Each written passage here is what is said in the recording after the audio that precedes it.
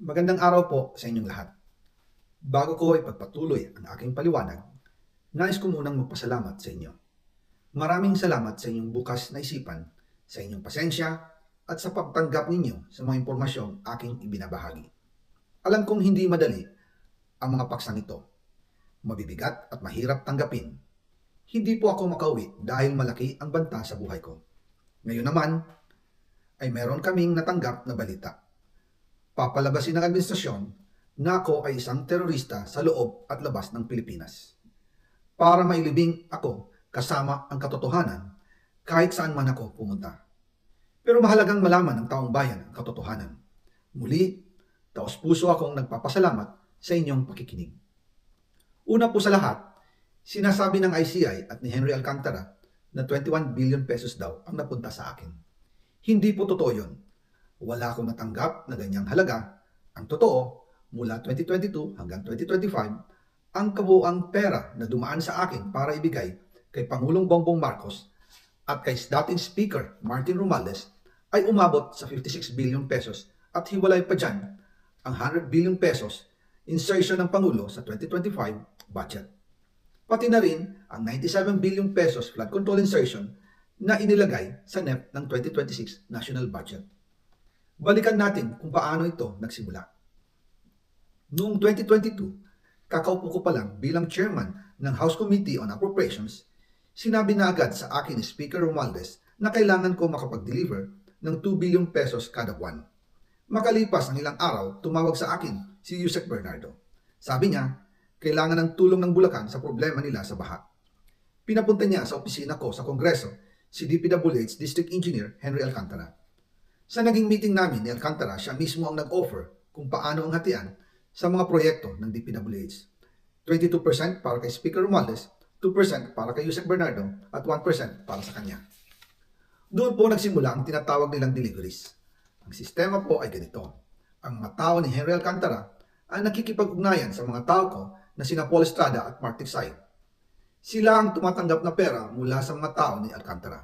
Minsan sa bahay ko sa Valle Verde, minsan naman sa BGC parking.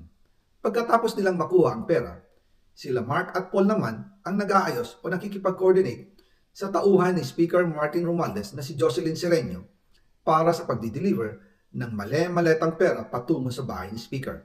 Una, sa North Forbes Park sa McKinley Drive at nang lumipat siya sa number 14 Nara Street, South Forbes Park.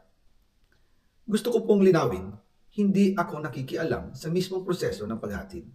Dumaan lang po sa akin ang pera na agad dinideliver kay Speaker Romualdez. Ako lang po ang nagko-confirm sa text kay Speaker kapag nadala na ang pera sa bahay niya. At lahat ng ito, mula sa unang utos noong 2022 hanggang sa huling delivery noong 2025. Umabot sa mahigit 55 billion pesos plus ang naihatid sa bahay ni dating Speaker Martin Romualdez. Madalas hindi nabubuo ang hinihinging 2 billion pesos bawat buwan ni Speaker. Kaya yan ang final total. Ang sinabi mismo ni Speaker Martin sa akin na hati sila ni Pangulong Marcos sa perang yon.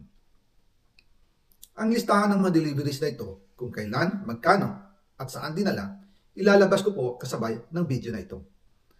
Noong November 2024, habang nasa proseso kami ng pagtatalakay ng budget, nakipag-meeting sa amin ni Speaker Martin si Yusek Jojo Cadiz. Sabi niya, masama raw ang loob ni Pangulong Marcos, wala raw siyang natatanggap na remittance. At dahil laging napapagalitan si Speaker Martin ng Pangulo mula September hanggang November, inutusan niya ako na mag-deliver ng 1 billion pesos para kay BBM. Ayon pa kay Yusek Jojo, nang ipaalam niya ito sa Pangulo, ang utos sa kanya ng Pangulo ay mag-ingat at siguraduhin si Yusek Jojo lang ang maghahatid. Ang instruction po sa akin ni dating Speaker Martin Romualdez ay dalhin sa number 30 Tamarin Street, South Forbes Park at ibigay kay Yusek Jojo Cadiz dahil ito raw ang draft of point na malapit sa bahay ng Pangulo.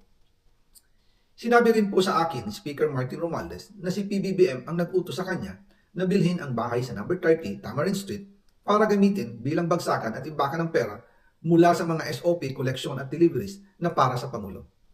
Noong December 2, 2024, personal kong i-deliver ang 200 million kay Yusek Jojo Cadiz sa number 30 Tamarin Street, South Forbes Park.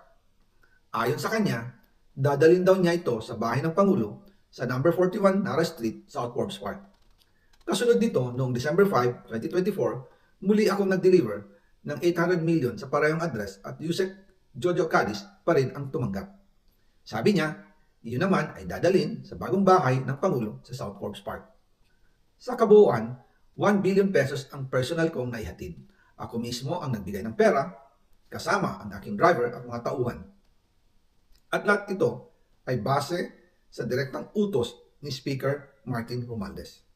At yan po nabuo ang kabuuang halagang 56 billion na ipinadala mula 2022 hanggang 2025. Pero kahit na na-deliver na ang 1 billion pesos para kay Pangulong Marcos at kahit na naisama na rin sa 2025 budget ang 100 billion pesos insertion sa pamamagitan ng BICAM Committee, ayon mismo sa utos ng Pangulo, nagagalit pa rin daw si BBM.